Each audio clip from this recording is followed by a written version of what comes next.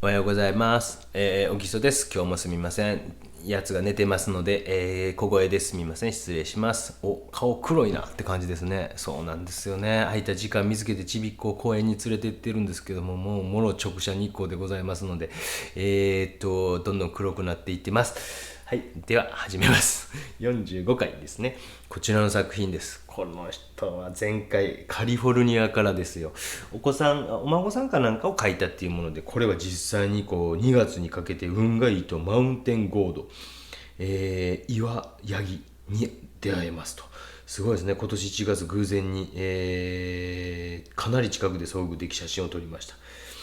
絵にできるか到底思っていなかったんですが、先生の絵の中で嘘ついてもいいという言葉に勇気をつけて挑戦しました。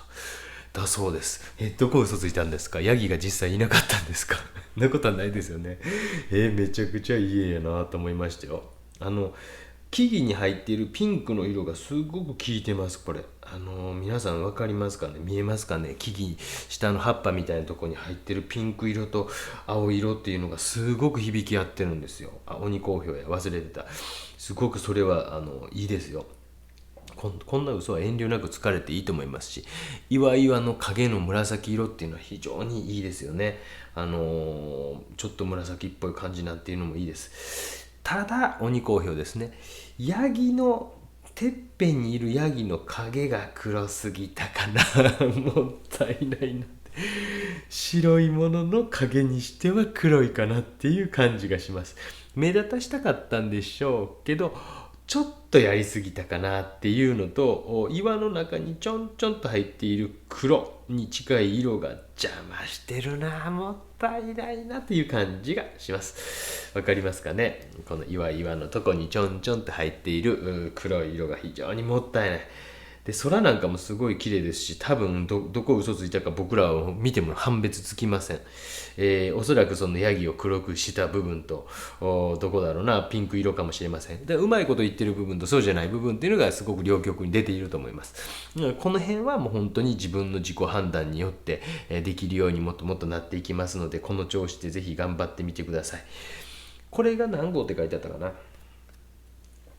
書いてないかな。これぐらいの仕事ができるならどっちかに振ってみてはどうですか？ちょっと細かい仕事を頑張ってみようかなっていうのか、もっと大胆な筆致を使ってみようかなっていう、どっちかに思い切って振られてみてください。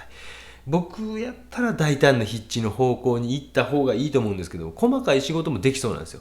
2つすごい大きい武器を持っていて、色彩というものもすごい武器を持ってるんですよ。でこうなってくると自分のオリジナリティという部分を探していく作業になってくるんですね。でそうなってきた時に、じゃあ自分がやってみてどっちが楽しい、しっくりくるかなっていうのを少し探して、でもっともっと大胆な色彩の方にも使いつつやっていかれたらもっと良くなると思いますので、ぜひ頑張ってみてください。次いきます。この方ですね。この方初めてかな。2回目だそうですね。水彩の筆の勢いの指摘があり、今回は髪の毛を勢いを意識しました。そうか、そういうことか。細かい描写みたいなのはすっごい丁寧に書いてあって、悪くはないと思うんですけども、これぐらいの薄い塗りやった背景塗らんでいいんちゃうかなって感じに見えますよね。せっかく髪の毛ボンと頑張っておいたんですけども、それによってなんか薄さみたいなのがな、もったいないなっていうのと、僕やったらこれぐらい髪の毛強く置いたならこうするかのごとく、例えば目かもしれませんし、洋服のどこかからもしれません。もうちょっと暗い色を置けるんじゃないかなって気がするんですよね。ちょっとその辺がもったいないですね。髪の毛すごく面白いし。でこれ絵画教室でモデルさんを、友人同士でやってもらったみたいなことが確か書いてあったと思うんですけども、あるあるですね。もうなんでみんなこうなんですか？皆さんなんでこうなんですか？ごめんなさい、笑ってしまった。もうちょっと皆さん工夫されてはどうですか。ちょっと足組むだけでもいいし、iPad かなんかでなんか読むでも、スマホなんか見るでも、肩肘つくでも、なんで皆さんこうなんですか。みんなこんなばっか面白いですか。地面に座ってもらうでもいいですし、なんか毎回思うんですよね。でモデルさんもちょっとしんどいけど、少しひねるだけでもだいぶ違うと思うんですよ。こうやってなんかこうしてる、足組みながらこうしてるとか、コーヒー飲んでるでも、なんかポーズのバリエーションがあっていいのに、毎度毎度なんか皆さんこうで、皆さんこうで、皆さんこうでっていう感じで、あれちょっと皆さんで話し合われたらどうですか。モデルさんを楽なポーズにしたいというのは分かるんですけど、楽なポーズにしたいんやったらもっと楽なポーズ探して、意外とこれしんどいじゃないですか。多分こんなんしてこうやって本読んでる方が楽やと思いませんかっていうのをすごい感じます。この方やったかな、確かこの方やった気がするんですけどね。書いてあった、月1回ぜひその辺みんなで話し合われたり、逆に自分がそれをやるんですよ。自分がじゃあ私がポーズやるときはって言って焼きのバットかなんか構えてですね、こんなんしてそんなも意外と面白いかもしれませんしね。ちょっとだけその辺をこう意識したり、あと光でしょうね。これやったらやっぱりどうしてもね、こう公民館みたいなところだと全部光がバーンとつくからですね、光がなんかこう美しくないですよね。勇気を出して窓際の方にモデルさん寄せてみて、ブラインド上げて、光を自然光だけ入れて、暗いんですよ。暗くても描けますって、目なんか慣れてきますんで。これ本当か諸説あるんですけど、なんか YS は自然光の中だけしか描かなかったとか、だから目がいいんだとか、本当かどうか分かりませんけど、そんな都市伝説を昔聞いたことありますけども、ちょっとそういう部分で光なんかがもう少し見えてくると、そのコントラストっていうのをつけやすくもなります。確実にちょっとそういう努力もされてみてはどうですか。僕の絵って実はちょっとずつ口開いてるの分かりました。ちょっと出てるんですよ、絵の中で。それはちょっとリラックスした表情に見せたいからなんですよね。絵にならないでしょ。うちの妻から唇薄いって言われますけどね、少しこう優しい柔らかい表情とかも作られたらいいと思います。はい、次いきます。この方は仏好評第1回チャンピオンですね。一言で言いますと面白くないですね。これ書いてあるんですよ。これは倉敷の美観地区の倉敷川を白鳥を描きましたと。でとにかくこのなんていうんですか、波紋が綺麗でって、もっと波紋でかく撮りましょうよ。下のところ7割近く僕やと波紋しますよ。もう白鳥なんかちっこくていいんですよ。でそれぐらいしないと人には伝わらないんですよ。どうしてもこう自分のあともう絶対これ波紋やと思うんですよ。下にこうくちばしのピンク色が映ってちょっと影になってる色が水とこうして青っぽくなってすごい綺麗じゃないですか。でもこれ白鳥の絵ですよ。もったいないなって思います。それは作品のサイズとかでは関係なくて、本当に小さい作品でももっとちっちゃく描いてやろうとかっていうこともしていいはずですし、フェルメールのですね、レースを編む女っていう作品、皆さん Google で調べてみてください。あれサムホールぐらいちっちゃい作品なんですよ。でもあの中に絵画のすごい世界観、すごいこう広がりのある空間とかまで感じさせるんですよ。で実は作品のサイズっていうのは小さいから小さい絵を描こうとするんじゃなくて、それでも大きな水の波紋が広がっていって、それが美しいっていう絵は描けるはずなんで、そういうところもぜひ、頑張ってやられてみてはどうでしょうか。色使いとかこの人すっごい綺麗から、あとはなんかもう構図とかに大胆にどれだけいけるか、自分が思ったことをどれだけ素直に出せるかっていうことを、まあ今の時代やったらばですね、スマホとかデジカメとかでなんか写真撮っても後でトリミングってできるじゃないですか。だから若干引きで広めに撮っておくということをされると、後々加工はしやすいですよね。だからディティールを撮る写真と構造を決めるためにちょっと引きで撮る写真っていうのは、僕はもちろんそういうことをしてます。それで、何回も何回もトリミングしてみたりとか、構成を考えてみたりとかっていうことはします。だから便利な時代だからこそ、よりそういうのに対してセンシティビティを持ってやってください。間違えた英語かな。次いきます。こちらです。おお、いいですね。千年の桜。これも岡山の方。いや、行ってみたいですけどね。すごいですね。ライブ配信を見て面白かったですかあれ14時間もやってますもんね。14時間ですよ皆さんね。びっくりしました。もう9000何回視聴回数いってますもんね。あれ CM とか入ってるんですか？あれ結構佐賀テレビに入ると思うんですよね。まあまあ、ギャランティーを上げてもらったというかですねありがとうございました。出演料がですね、後を上げてくれましたもんね。初めに言ってたやつよりも上げてくれましたもん。多分そういうこともあったんでしょうね。皆さんがこうやって見てくれるおかげというので。でも私自身の YouTube チャンネルの視聴回数は下がっているという謎の現象が起こってるんですけども、まあいいです。愚痴は言いません。で、これもすごくいいですね。まあよく言いますけど、人いりますかねわかんないんですけど人いらん。僕だからよくカットしたり入れたりします。まあそれは例えば雨が降ってる風景で人がいて、そこに落ちている影が綺麗やから人が必要になってくるとか、もう逆にもう群がってる人たちが絵の中、僕なんか描こうかなって迷ってるのが東大寺があって、めっちゃ観光客がいて、私たちが子供の頃に行った東大寺とは違ったんですね。何年か前に、まだこのコロナが流行る前に。その時めちゃくちゃいて、でもう当時は当然ですけど、仏像を写真撮るなんてダメですよね。もう信仰の対象としていろんなところから皆さんお祈りしてるのをこうやってもうアイドルのごとく写真撮ってて、その状況が滑稽やからそれ書こうかなと思ったことはあったんですよ。でもこれってすごくこうね、もういるかな、縮尺として人間があったらこの大きさは伝わるっていうことになるかな、ならんかな、どうかわからんっていう感じがあります。で、そういうところはやっぱりですね、やっぱりこう引き算とか足し算っていうのはしていかれたらいいと思います。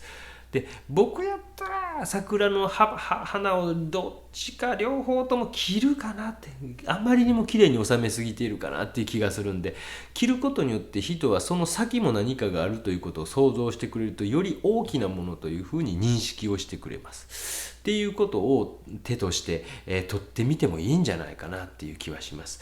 どうしてもこの中に収めなきゃっていうのがあって、それがすごくこうマイナスに働いているなという気がします。でこれもね、桜全体を見せたいってやっぱり難しいでしょ。私もすごい難しかったです。でもやっぱりある程度この辺かなこの辺かなっていうのは多分動画中に言っているんですね。でそこの辺は大事に見せつつ、ここも見せつつ、ここも見せつつっていうので目を広げていくという作業をしておりました。それに必要な暗さがあったり明るさがあったりとかっていうことをこうしていっています。でちょっとそういうことを覚えていかれるともっともっと、良くなると思います。今後ろプロッと見たのは、そっか、今週だからね7枚ずつぐらいでいってね、なるべく丁寧にやろうかと思ってます。はい、次いきます。3分ずつ台でいってますけどね。まあ不透明水彩と透明水彩ということです。こちらの方ですね。15年前の娘の結婚式だそうです。神戸の方。今回あの辺りが多いですね。ザ・ウェディング8号水彩。これ水彩なんですね。水彩なんだな。これだからガッシュも使ってんのかな。透明とか不透明とかは書いていないんですけども、この何ですっけ言葉をつっくり忘れこれいるかな。お父様ですか俺いらん気がしてんねん。ずーっといらんのちゃうかなと思って、すみません。入れるんやったらどうなんだろうな。いやいらん気がする。すっごくこうお嬢さんが綺麗なので、もうちょっと画像で軽く久しぶりに加工してみましょうかねね、もう十分これで絵になるんちゃうかなと思ってしまいました。すみません。せっかくのお父様の思い出を消してしまいました。ちょっと色が鈍いかなって気がしますね。ちょっとなんかこうもう少し色としてまあ鮮やかさというよりもう少しこう複雑な色を使われているというのが見えてきてもいいのかなっていう気がします。ちょっとこうなんかどうしてもこれによって特にこうお父様の方も色があんまりないからそう見えるのかもしれませんけど、ちょっと色がもう少し見えてきてもいいかなっていうのと、女性を描く時のコツはここにあるなんとか線っていうやつですね。あれを柔らかく描いてあげてください。はい、これはもう大原則だと思ってください。柔らかく描いてる。あったから描きましたじゃないです。多分生まれてきた頃にはなかったはずですね。ぜひその辺を絵にして、後ろにも亡霊のように人がいますね。こういうのがいるかなと思ってまうんですよね。絵ですから見る人知らないじゃないですか。ここに、親戚の何々ちゃんいましたなんて絶対言わないじゃないですか。その辺は足し算引き算っていうのをうまくされながら絵を作られてもいいかなと思います。お父様もし入れるならば、僕やったら構図的にはもうちょっと全体を引きで描いてあげるかなと思います。すごくいいですよね。この結婚式なんかね、一つ一つのものにお金がついてると思うと、すごくこうなんかへんてこりんな気分になりますよね。これ借りるのに何万円とかね、いらんこと言いました。ちょっと色が見えてきてもいいかなと思います。まあ皆さんの作品を見ながら、ちょっとこう動画今回流れていく中で、前の方の岡山の方とか前の桜の方とかと見ると、ちょっと色が鈍いの分かるかなと思います。その辺を少し注意されてみてやられてみてはどうでしょうか。はい、次いきます。あと2枚か。この作品ですね。稲佐山の風景、の作品ですね。とても励みになりましたと、少しでも進歩したいと思ってます。今回は娘をモデルにということですけども、いやいいですね。お嬢さんすごくこう素敵ないいモデルさんですね。それをすごい感じます。よく描かれているなというふうに思います。すっごくこう丁寧に描いてますよね。ちまちまちまちまちまちまちまちま描いていて、いいなと思いますよ。こうちょっと赤が強いかな、ピンクが少し強すぎるのかなって気がするんですよね。なんかこうまた同じこと言いますけど、本当筆色分割法のやつじゃないですけども、透明水彩でも似たようなことができると思うんですよね。全部こう人の肌やから赤っぽい赤っぽい赤っぽい感じで描くというんじゃなくて、ちょっと違う色を多少感じさせるとか、下地の時に少し塗ってみるとか、例えばピンクっぽい感じの反対色やったら何色なのかな、赤系やから黄色とあれを足して、黄色と緑か、少し緑のもう少しこうグレーに近いような色とかを置いてみるとかすると、もう少し逆にもっとピンクが美しいピンクに見えてくる。今やったら赤に染まってる、僕が今酒焼けと日焼けをしているような感じじゃないですけども、ちょっと赤みがかりすぎているところがあります。でそのあたりをちょっと色をつけてあげるといいなっていうのと、これはまあ私の好みの問題でもあるんでしょうけども、もうちょっと決める、ぼかす、強く弱くっていう緩急があっても僕はいいかなと。私なんかはどっちかというとそういう絵が好きなのかもしれませんけどね。それは多分好みの問題なんですけども、でも絵の中で例えば、画面の中でこれ髪の毛と目ん玉ぐらいが黒いに近い色なんですよ。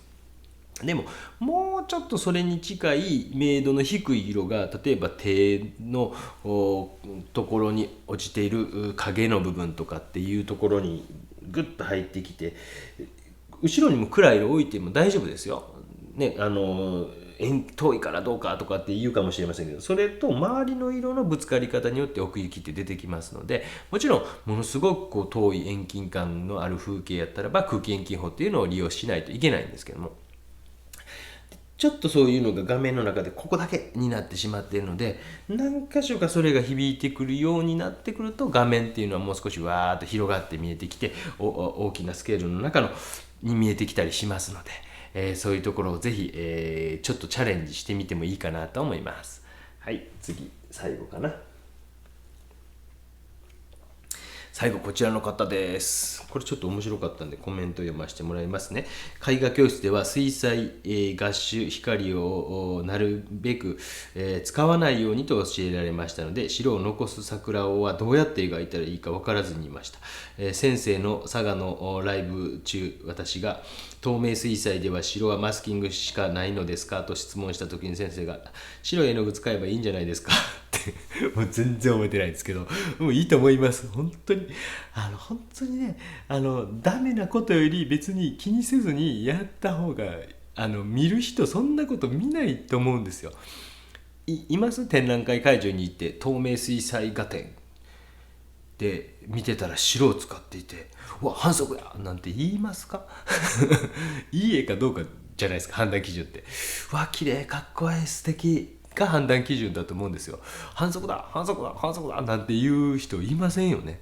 で僕はそういうのをぜひもうちょっと緩和していきたいためにこういう YouTube ってずっと撮ってるんですよ。あまりにも日本人ってその決まり事に対して従順でありすぎるところがあるというか、こういう動画作ってても本当にちょっとしたミスをうわーっと怒られたりしますもんね。何のことで怒られたっけ、例えば声が汚いとかね、そんなん言わんでよね。こんなんもう半分ボランティアみたいな感じでやってるわけですよ。